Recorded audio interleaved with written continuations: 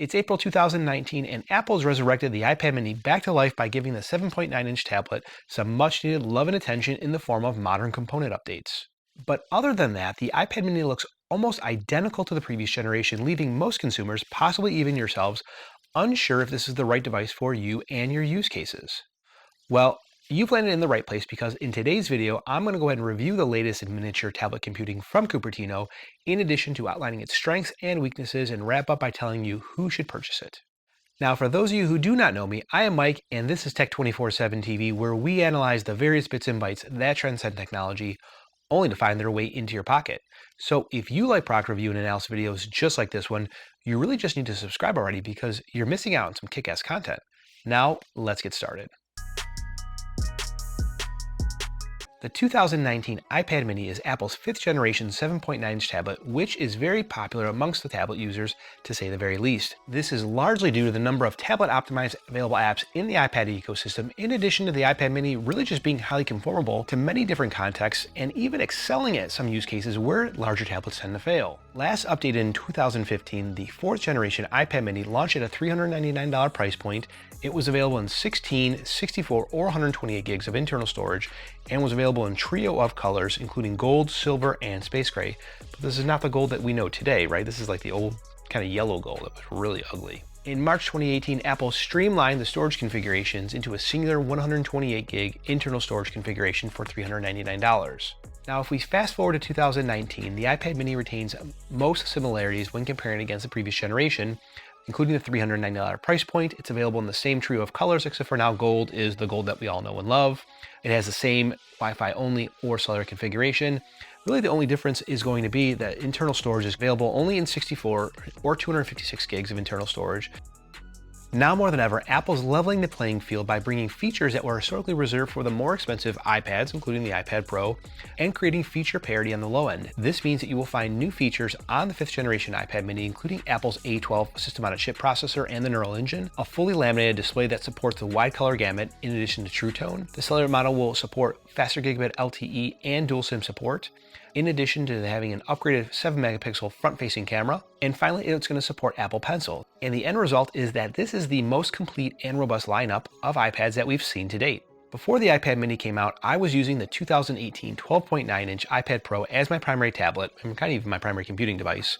And even before that, I was using the 10.5-inch iPad Pro. Now that I've been using the iPad mini here for just about a week, I find it even very enjoyable to use, but it's enjoyable for different reasons compared to my iPad Pro. Now, for context, I tend to use my iPhone as my primary computing device when I find myself having around 10 or so minutes left to accomplish a task.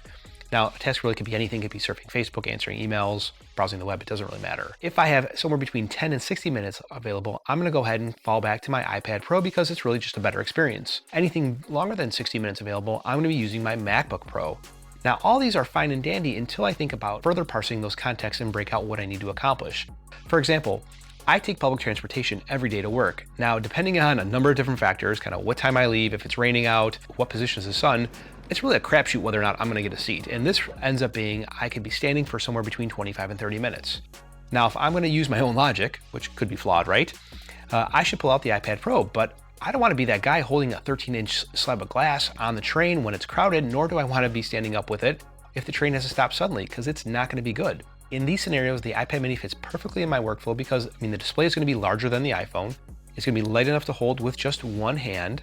The colors and the display look great, and it's easily put away, especially when you compare it to using a 12.9-inch iPad Pro. Now, to be clear, I'm not advocating some type of extravagant consumerism or telling you to purchase as many iPads as Apple can produce. But what I am suggesting is that there is a specific tool for specific needs, coming down to if you need a smaller or even larger computing device based on your context, and it makes sense for you from a monetary standpoint, you should really just explore and see how it changes your workflow. You don't buy one size screwdriver for every screw that you're going to encounter for the rest of your life, do you? Probably not.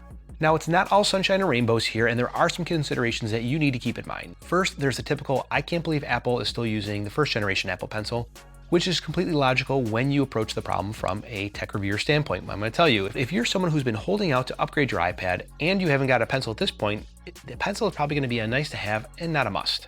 Number 2, the Apple Pencil has an additional price tag of $99. So if you take the iPad at $399, and unless you're going up to the LTE version or even more storage, it's going to cost you $499 when you add in the pencil.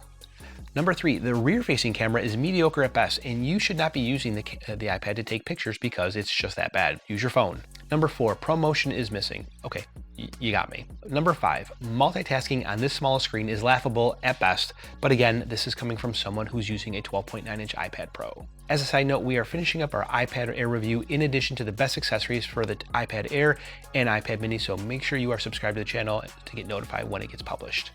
Now that we know all about the iPad mini, the only remaining question is who should buy it?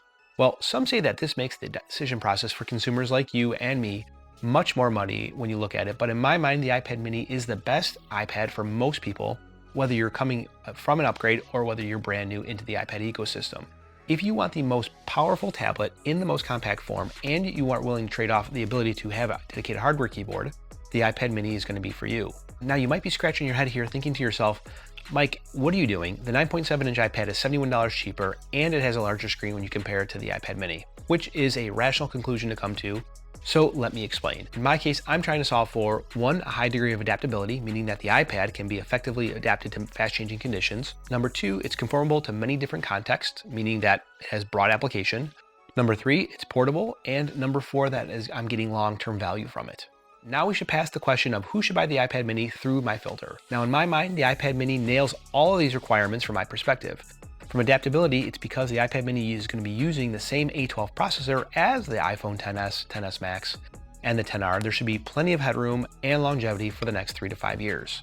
As I mentioned throughout the video, the iPad mini is highly conformable just due to its size, and now that it's nearly as powerful as its iPad Pro brethren, it more easily fits into the nooks and crannies of your life, so to speak, while having more power to accomplish tasks every day. Number 3, portability. There is no other way to summarize how portable it is. I mean, just look at it, it's super tiny. Number 4, value. Objectively speaking, if you were to purchase the iPad mini at $399, add Apple Care for $69, and end up keeping it for 4 years, which really isn't unreasonable, you're gonna pay about 32 cents a day over the course of 4 years, which in my mind, that offers value for something that you're gonna be using at least once a day, but that's something that you're gonna need to reflect on whether 32 cents is valuable to you or not. Now, if you were thinking that you were better off purchasing the 9.7-inch iPad because it's $71 cheaper, I would equate this comparison to someone who is in the market to buy a brand new car. However, what they're doing is that they're looking at the previous year model at a discount. Now, this is a completely valid thought process. And in the case of buying a car, you're going to save yourself $7,000. But if you're buying an iPad, what is $71? And really kind of what are you missing out from a feature perspective? Hey everyone, thank you very much for watching my review of the 2018 iPad mini. I want to know what you're hoping to accomplish by upgrading to a new iPad mini. If this is your first iPad and you want more portability from either your notebook or your desktop computer, do you want more power compared to your older iPad, or are you just trying to solve for something that you're maybe a broken screen? Let me know in the comments below. Hit like, hit subscribe, and I will talk to you in the next one.